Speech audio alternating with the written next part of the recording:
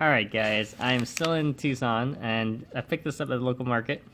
Cranberry Cashew Energy Bar. Okay, so vegan, dairy free. There you go. That's what's there. If you guys want to read it, pause it.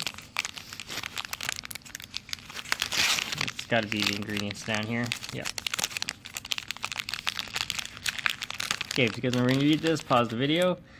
So it's dates, cashews. It's very similar to a Larabar. So let's go do a quick taste test. Okay, so this is what the bar looks like. Check that out.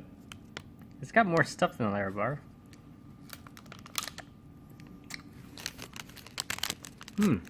So taste-wise, it's got a little bit more zip.